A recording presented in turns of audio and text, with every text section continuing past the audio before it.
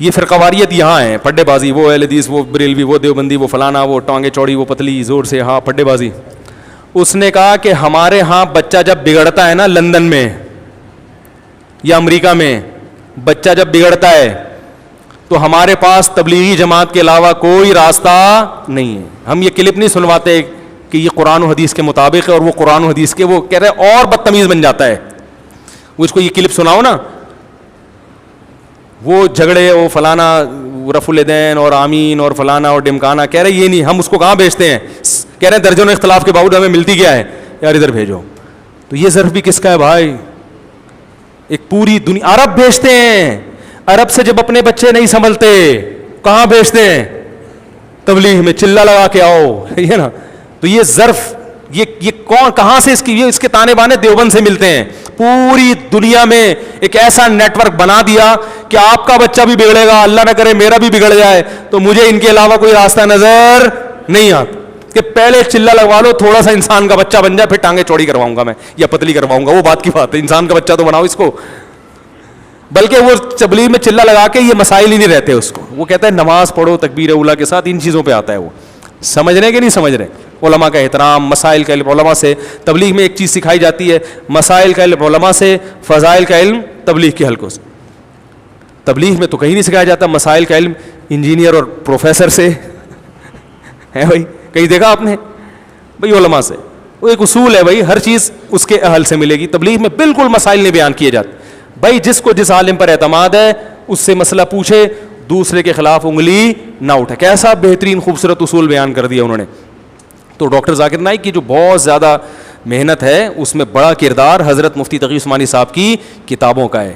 سمجھ رہے ہیں کہ نہیں سمجھ رہے, ان کی ریسرچ ہے جن سے انہوں نے, اور باقی بھی جو ہے وہ احمد دیدات سے ڈاکٹر ذاکر نائک نے سیکھا. اور احمد دیدات کے تانے بانے بھی جا کے دیوبند سے ملتے ہیں. مولانا حبیب کیرانوی صاحب کی تحقیقات ہیں جن سے احمد دیدات نے فائدہ اٹھایا ہے.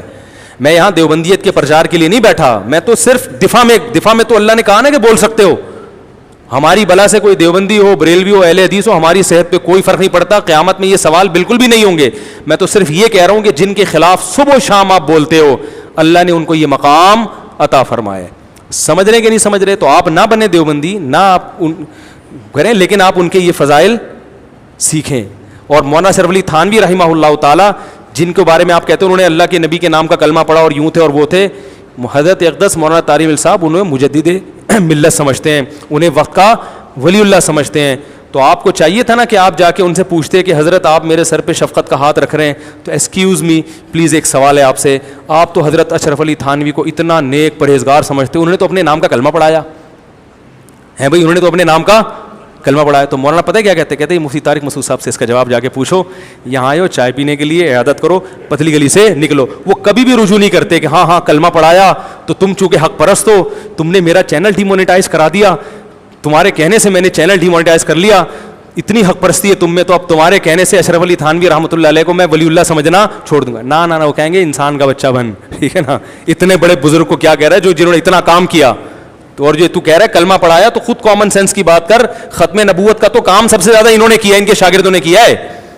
پوری دنیا میں جو تحریکیں چلی ہیں ختم نبوت کی, اس کی تو بنیادیں, وہ اگر نبی کو آخری نبی نہیں سمجھتے اور اپنے نام کا کلمہ پڑھواتے تو ان کے شاگرد ہوتے ختم نبوت کا کام کرنے والے, وہ یہ سمجھاتے آپ کو. لیکن آپ نے بڑی عقل مندی کی, اس قسم کے ٹاپک وہاں نہیں چھڑے, آپ کی بھی عزت ہوئی اور تمیز سے آپ باہر آ گئے, اور آپ کو ایک کلپ بنا کے یوٹیوب پہ اپنے سبسکرائبر بڑھانے کا موقع حضرت اقدس نے دے دیا. یہ ان کا ظرف ہے. سمجھ رہے کہ نہیں سمجھ رہے. اللہ تعالیٰ ہم سب کو سمجھ کے توفیق دے. جلدی فجر کی نماز قضا ہو جائے تو بعد میں فجر کی نماز کے ساتھ فجر کی سنتیں پڑھیں گے, پڑھنی چاہیے. رات کو نائٹ فال ہو جائے تو شلوار دھونی ضروری ہے یا نہیں ہوئی؟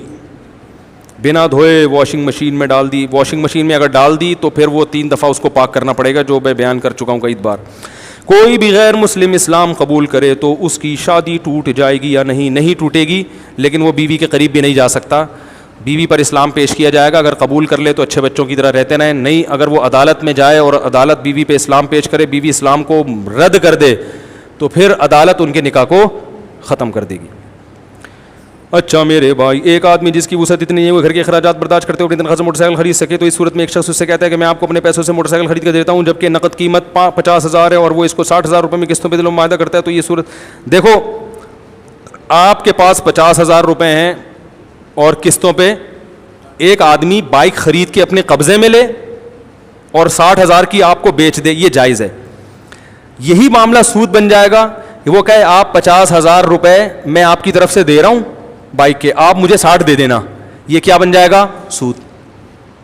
کہ بھئی آپ نے 50 ادا کرنے تو آپ نہیں کریں, میں پیمنٹ کر رہا ہوں اور آپ مجھے 6 مہینے کے بعد 60 دینا.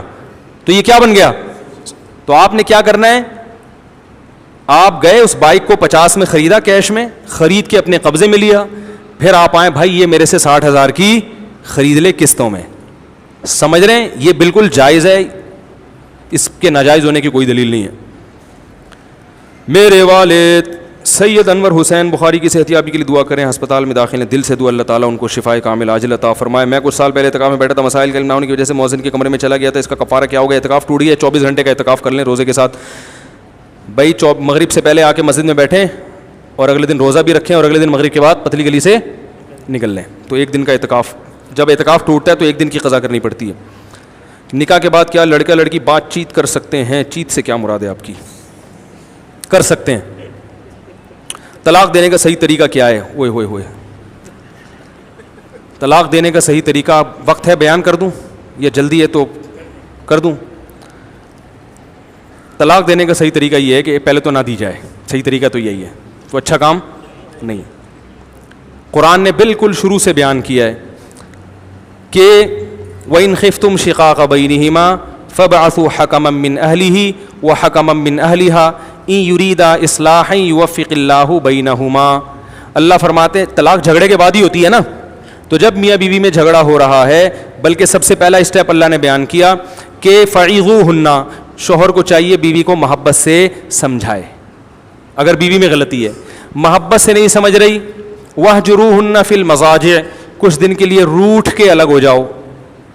بھائی جھگڑا ہوگا تو غلطی یا تو میاں کی ہوگی یا عورت کی, تو عورت کی غلطی ہے تو یہ پروسیس ہے, الگ ہو جاؤ, ٹھیک ہے. پھر بھی نہیں مان رہی, وَضْرِبُوهُنَّ, اعتدال کے ساتھ اس کو مارا بھی جا سکتا ہے, سختی کی جا سکتی. اگر وہ غلط ہے, آپ اس کو اپنی اطاعت پہ لانے کے لیے, اگر وہ صحیح خاندان کی ہوگی تو یہاں تک نوبت نہیں آنے دے گی. اس سے بھی معاملہ نہیں سدھر رہا تو پھر اللہ نے ارشاد فرمایا کہ فَإِن كَرِهْتُمُوهُنَّ فَعَسَىٰ أَن تَكْرَهُوا شَيْئًا وَيَجْعَلَ اللَّهُ فِيهِ خَيْرًا كَثِيرًا. تم ایک چیز کو ناپسند کرتے ہو, عین ممکن ہے اس میں اللہ نے بہت ساری خیر رکھی ہو, گزارا چلاؤ. کیا کرو؟ ساری چیزیں اپنے حساب سے ٹھیک. مارنے کا حکم جو ہے نا, مارنے کی جو اجازت, حکم تو نہیں ہے, اجازت جو ہے یہ انتہائی